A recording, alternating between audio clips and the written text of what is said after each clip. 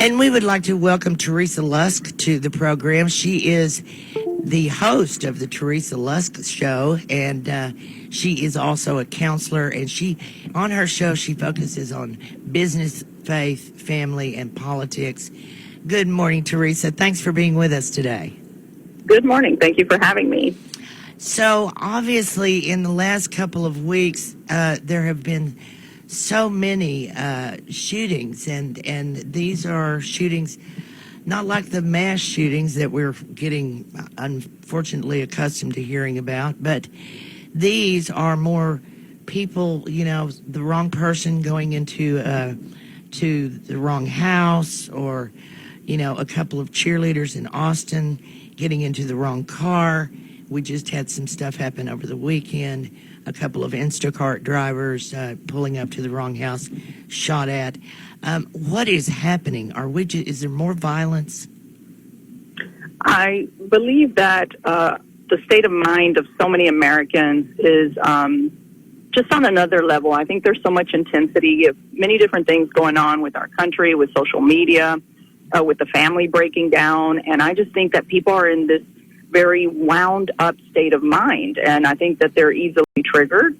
I think that it's really causing people to do things that are not healthy or normal and really violent. I mean, that's what we've gotten to now. Well, and in one of the cases, two of the cases are they're all horrific.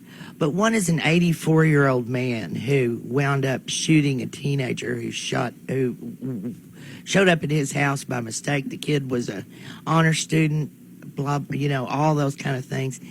And then the teenagers down around that were around Elgin in the Austin area, this guy actually got out of the car and went around and pointed a gun at him. I mean, yeah. That could have ended easily.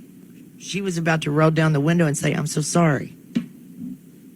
Yes, I think that for some reason we're starting to dehumanize the human being. There's just something going on. I do think social media has a lot to do with that. I think the state of our country as far as political things, I think that there's a lot of things contributing to it that cause people to just not see the value of humanity.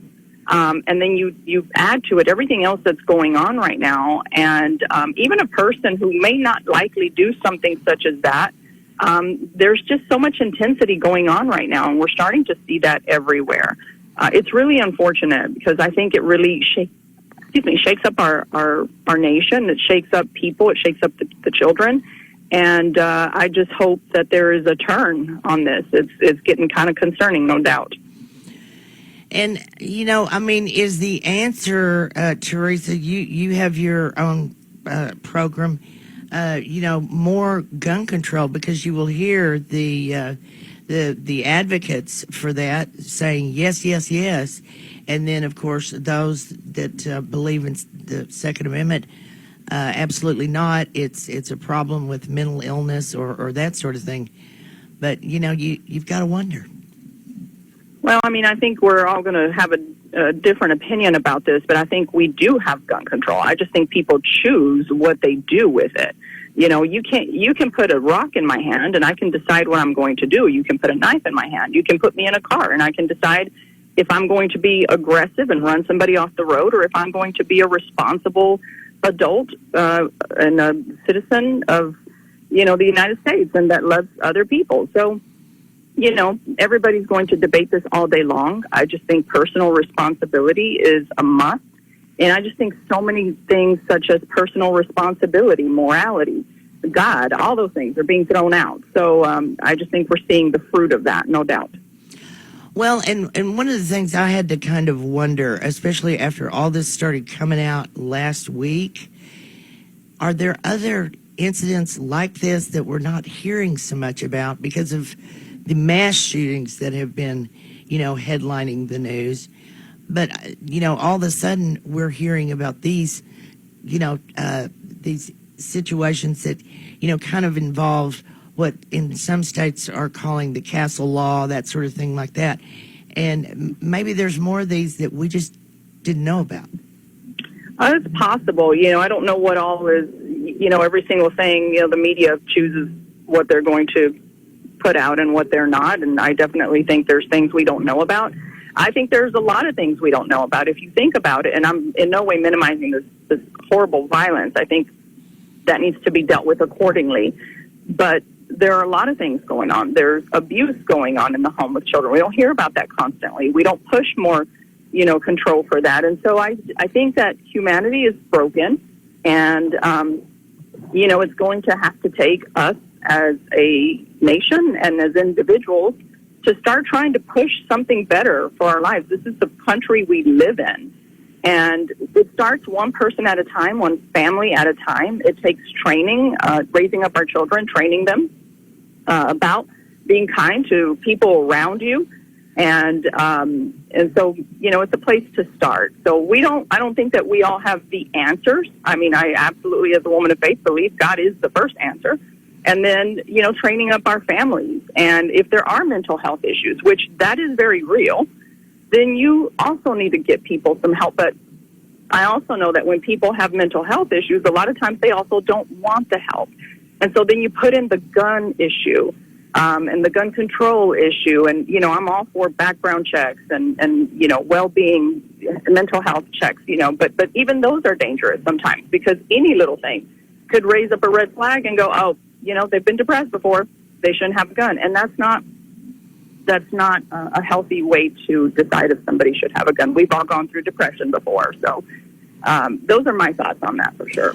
Well, and, you hear about the disenfranchised and how social media, we were talking about an issue the other day, and I speculated that the reason this violence did not occur 40 years ago or whenever, we didn't hear about it like we do now, is because of the internet and social media. And have we forgotten how to interact and communicate with each other because of all that? And is that part of the problem? I think it definitely influences it. We don't know how to communicate anymore. We don't know how to go sit out in front of the yard, right, like we used to with our grandparents, or and just watch the neighbors go by and say hello to your neighbors, and then see them as the human beings that they are, because that's part of what I'm talking about. I think that our nation has begun to dehumanize. And, we talk about social media as if it's an animal all of its own, but actually there are people behind social media. They're the ones pressing those little buttons and sending off those awful little messages and bullying. And because it becomes easy to say and do things because you don't have to treat people in a certain way because nobody's going to really hold you accountable. So social media has a lot to do with it, but honestly, my main concern is that we become close as families again, bring our children close and, help those who are, lonesome. There's a lot of individuals out there who find themselves lonely. I think it would be helpful. And, it's a problem. It's a mass problem. And you're like, well, how do I do it? That's why I said one family at a time, one person at a time. But there are people out there who find themselves very lonesome, very much alone, no family, no friends, because we have become a people who have to, in our homes and not connecting as much as we used to. And so isolation is also a problem as well, I would say. It's huge. I think a lot of people are not aware of how much loneliness. If you talk to a lot of young kids, even we see a lot of this teenagers, the spike in depression, anxiety, things of that nature. And you ask why. It's isolation. They don't know how to connect. They don't know how to communicate. And unfortunately, that's something that's happening for their generation, but we're also starting to see that in the older generation. I just think it's one of those trickle-down effects that you see happening, where, now we begin to disconnect little by little. The older generation is, moving on to be with the Lord. And so, there's things that happen that we're seeing the effects of slowly but surely. And I hope that we can move the other direction for the sake of our nation. And Teresa, have you noticed that people have tended, our community is very faith-based, but have people across the boards sort of tended to move away from the church? Yes, and that's what I think the number one problem is. Of course, the anti-God people will say that's not true, whatever, but all you have to do is look at the trail. I was thinking about that this morning, actually, and I think about it often because I get asked often, what is really going on? Well, I can tell you the number one reason. Most people aren't going to want to listen to it, but the number one reason really is we've pushed God out of our lives, out of our families. We've told our children that they can choose to believe in God or not, or let me give you a box of options and see which one works well for you. And so, it's dangerous to not bring God into the picture. And this is not a pushing of religion. And there's another difference. We're not pushing religion. We're saying God was the creator of heaven and earth, and he gives you the ability to rein in your emotions, to want to just, take a gun and kill somebody. And when we push him out, you get the effects of godlessness. So it is really concerning to me. And as you have seen, I'm sure, America is getting more and more anti-God. And parents, I will tell you this, the responsibility is in the hands of the parents. And I am just urging parents, we're not asking you to be religious. We're asking you to get back to the foundation of believing in God. Sometimes we confuse what religious is or believing in God is. So we the Bible has principles for life. And, we need to get back to teaching those. Well, which came first, though? I mean, I think some of the stresses that we're all under is this woke culture and this cancellation culture. And now you need to believe in God, but then don't believe in this part of it. You need to go ahead and accept these 3, 4, 5, 7 alphabet things. And if you don't like those, then you're some kind of a phobe. Well, okay, what if they don't bother me, but I still want to go over here? And there's a conflict between all the stuff we're trying to accept and write off as normal and what you're going to find when you start looking into believing into God. Well, of course, it's hard for people who want to live certain lifestyles to, look at the Bible or look at God, because they say, well, this, if you look at it based on the Bible, well, this behavior and this lifestyle is not acceptable. And I understand that. But once again, that is the reason why so many people have thrown out the Bible, because it doesn't accept and okay the lifestyle.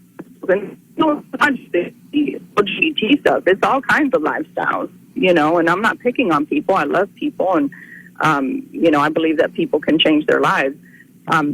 So I just think that when you start throwing that out, you get the fruit of it. So this woke stuff is a result of pushing out God. Yeah.